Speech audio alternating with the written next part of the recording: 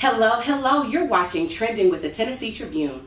I'm Ashley Northington, the Agency Director and Founder of DENOR Grants and Public Relations, and I'm here on behalf of the Tennessee Tribune with candidates for the District 1 race for the Metro City Council. We're here to learn more about the candidates running for office so that you can learn more about the issues that matter to you most. So let's jump right in. So I'm going to ask each of you to introduce yourselves and tell us why you're running for office. Go ahead. Okay, I am Gwen Brown-Felder, Dr. Gwen Brown-Felder, and I am running for office because I feel as a servant leader, the representation for our district should be one that has passion, love for our community, well educated, have the time and the talent to be there and assure our district that they have the right representation. So with education, experience, servant leadership, members of different boards in the community, and we can go to the website and see the rest of that resume, but just assure that I will be an advocate for us in our community. Love that. I love that. I love that she said we can go to the website and get the rest of the details. I love that. What's your website? www.electgwenbrownfelder District 1. Love it. Dr. Cummings. Thank you. I'm Reverend Dr. Judy Cummings, and I am candidate for Council Member District 1.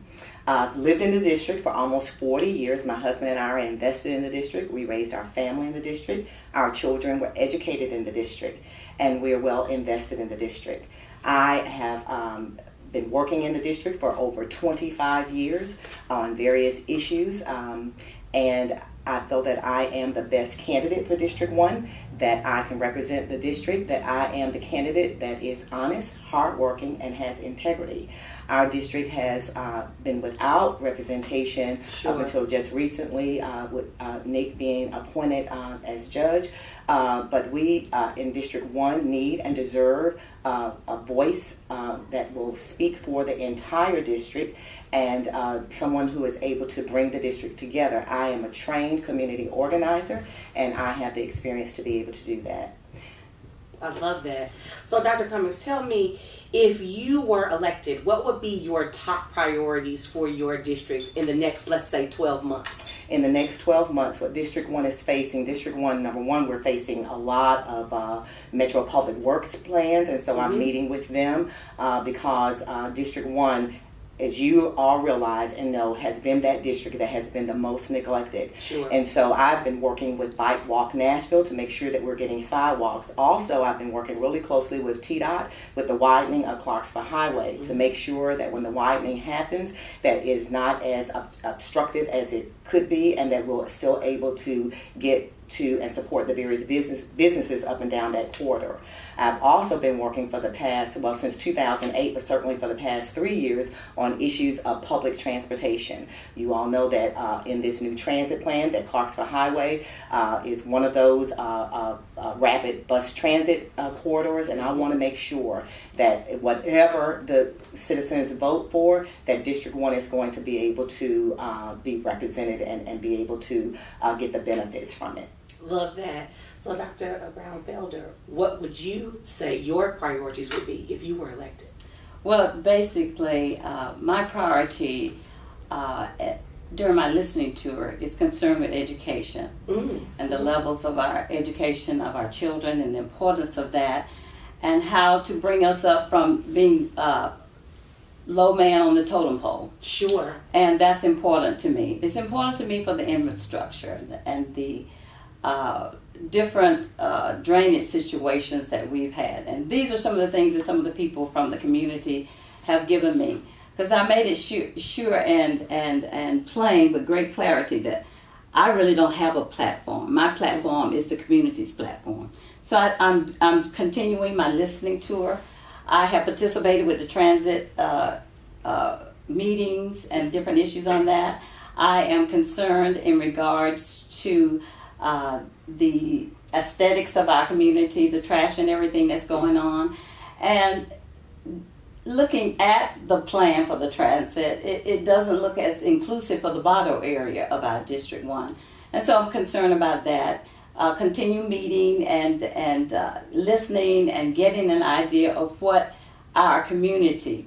And my slogan is United for the Love of District 1. Okay. Bringing those communities together, which have seemed to be a little bit disjointed, coming together and bringing a servant leader who has a passion for the community, as well as knowledge and insight on those issues. Love it. Now, both of you all mentioned the transit, and everyone has been talking about it for the past several months.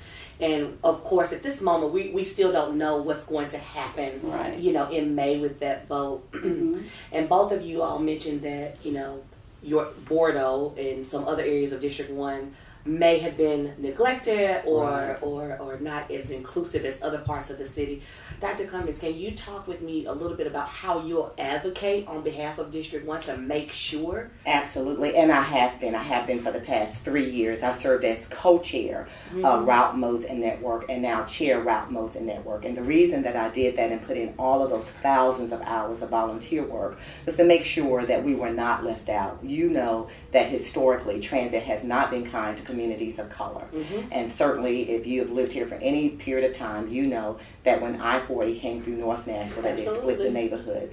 I was at the table 3 years ago when we started this conversation with the community to make sure that that was not going to happen again. What we will have in not just Bordeaux, because I'm not running for Bordeaux, I'm running for District 1, which is made up of Bellspin, White Creek, Scottsboro, Jolton, and Bordeaux. Right. I am at the table making sure that we are able to participate in it. So what will happen is the bus will run every 15 minutes because we are one of those corridors that has been identified for the bus to run every 15 minutes. The bus will begin running from 1:15 in the morning to 5:15 in the morning. Right now I'm representing people who work 2 and 3 jobs. Because the bus stops running at 11 o'clock, some of those persons are having to spend the night on their second job because they have no way home.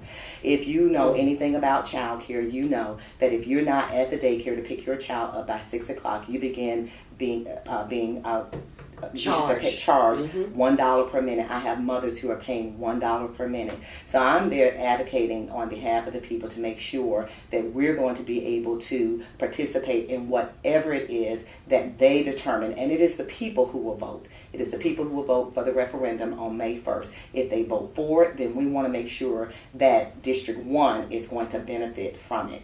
District 1 will have light rail. Light rail will begin on Charlotte behind Spruce Street Baptist Church, and it'll come all the way over to Ted Rose Golf Course. Our universities, Tennessee State University, Fisk University, and Meharry University will have stops at each one of those universities. It is important that we have public transportation that's going to connect people to quality jobs, to quality education, and a quality way of life. Access Ride Plus.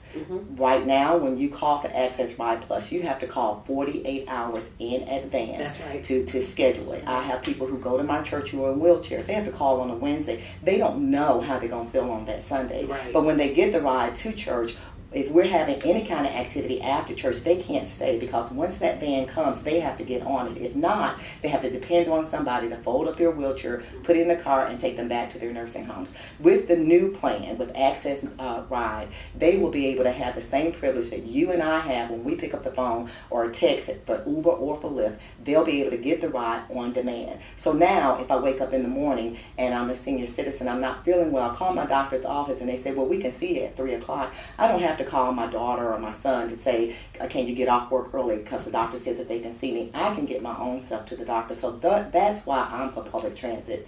The system that is on the referendum certainly is not the best plan, and it is probably, and of course it could be better. Sure. And it is not going to solve traffic. It's not. It is not, but it is going to help, because if we do nothing and we continue to grow at the rate that we are, then I mean we're all stuck. Right. What are your thoughts on this issue, Dr. Brown? Well, my issue is there again a concern for District 1, and the rail and the extension of it does not go to Jolton or those areas that are majority in District 1. Right. So it's important for us to take a look at what $9 billion is going to bring to our community.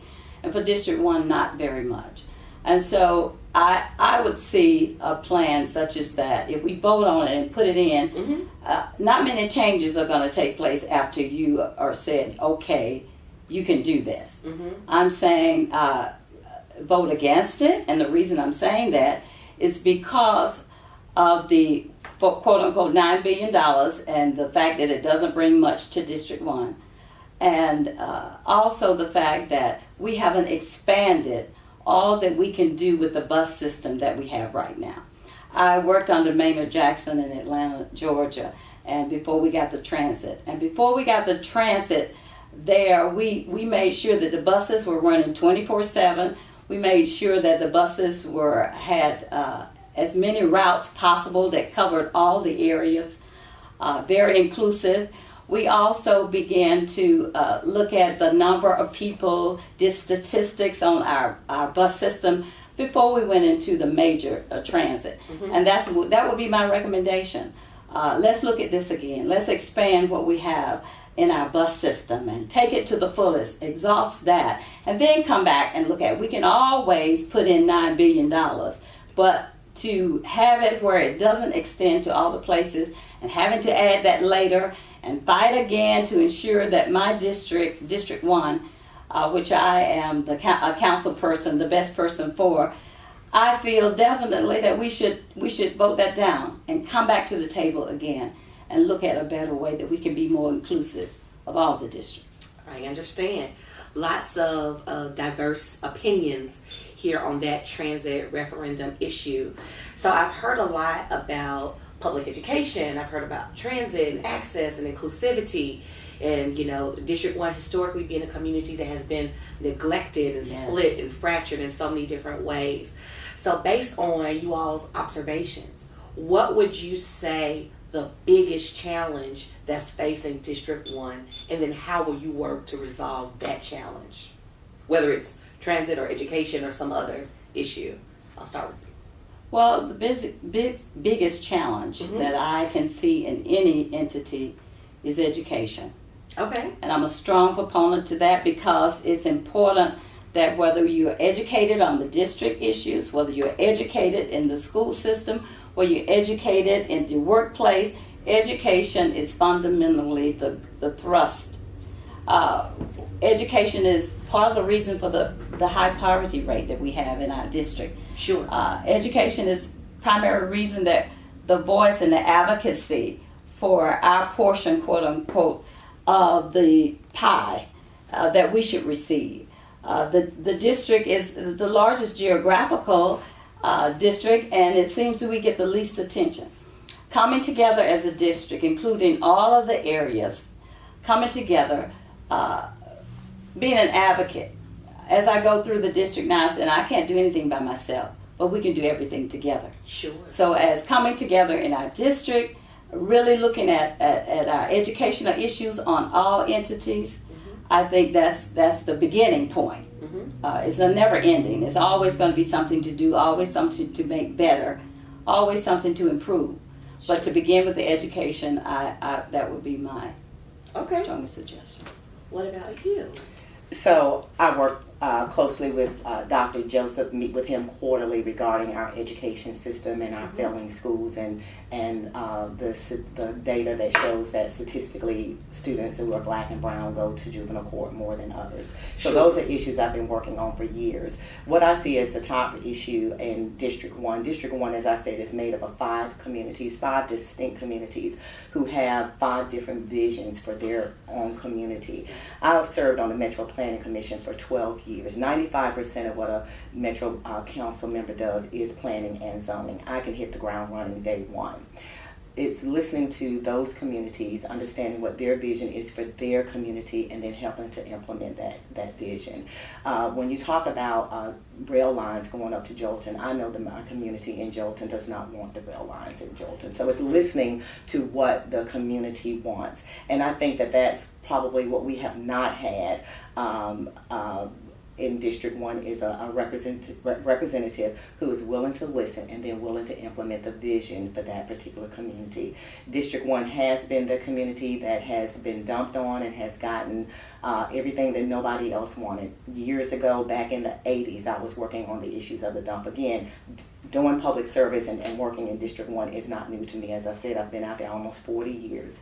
And so it is a matter of bringing those districts together, listening to what the vision is for each one of those distinct communities, and then implementing their vision and representing them at the table and giving District 1 a powerful voice. And I believe that I am that powerful voice for District 1.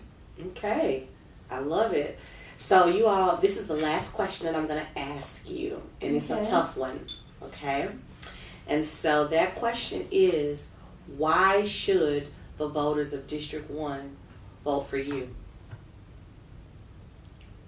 Well, first of all, I feel that I'm qualified, and I have been working in the community since I've gotten here in 2001. And not as long. I think if I had been working for 30 or 40 years, some things would have been accomplished by now. But I came here, began working and in the community, not for any self-aggrandizement or name, but just to ensure that our community has good representation and people here to advocate and help them see that united for the love of our district. And that means all of the venues, engaging them. I am qualified educationally, servant leadership for the over 20 plus years, and just the fact that I want to see the best. I'm not planning to run for any other office so far. God hadn't led me in that direction. And I stepped out because I was asked, because of the integrity, because of the trustworthiness, the honesty, being able to ask and be an advocate, and with a fresh new idea and concept. I haven't been ingrained with all of the political things going on, so my mindset is out of the box per se, that I'm not just framed by certain politics in Nashville. I bring a fresh new look and a love for the community, and willingness and time. I didn't choose to take hold of anything until I retired from AT&T. I'm a retired project manager with them and handled major projects, millions of dollars plus. And so we find innately, with all of that training plus the leadership and education that I have and the servant leadership, I feel I'm majorly qualified. I'm the one that can advocate best because I have the time, the talent, and some treasure. I can't say a lot to that, but to advocate for our District 1 and ensure that we get, quote unquote, our piece of the pie. Okay, that sounds good. Dr. Cummings, why should we vote for you? Thank you. And again, I am committed. I am dedicated. I have the integrity. I have the leadership skills and experience and the love for District 1. I am invested in District 1. I am not a politician. As I said at my kickoff, I am not a politician. But the work that I do, the thousands of hours, have all been volunteer work. I have never been paid a dime to do the work that I have done in the community that I love, in the community that I serve. I understand that it's District 1, but I also understand that as a Metro Council person, to be speaking for the entire Davidson County. And so with that in mind, understanding the issues, being involved in the issues, and being able to speak to those issues, I believe is an important trait, and I certainly have that and have been able to do that and have been successful at doing that and have been successful at getting District 1 some of the things that we need and that we deserve. I am the strongest voice for District 1. It is time for District 1 to have a representative who can articulate the vision and the needs of District 1 and to make things happen. And I'm certainly that person that can make things happen. I love it. Well, Trending with Tennessee Tribune, you have two fabulous candidates for District 1. Where can people find out more about you? I want you to state your website or your social media channel so that people can learn more about your platforms and the issues that you're running on. Our website is www.elect Gwen Brown-Felder District 1. Mm-hmm. You can call 615-500-3122. Okay. And we'll love to entertain at time and get with you and really represent District 1 to the best of our ability. Okay. Thank you again for hosting and having us here today. You can reach me at our website, Judy Cummings, the number 4, district, the number 1.com. Yeah. Also our Facebook page, Judy Cummings, the number 4, D1. We're on Twitter. All of that is Judy Cummings, the number 4, D1. You can reach us at 615-480-6530 or at our headquarters. And again, I'm delighted and thank you so much for inviting me to the table. Thank you all for coming today. I Thank really you, appreciate Ashley. it. We appreciate the interview. Thanks. That's all for Trending with Tennessee Tribune.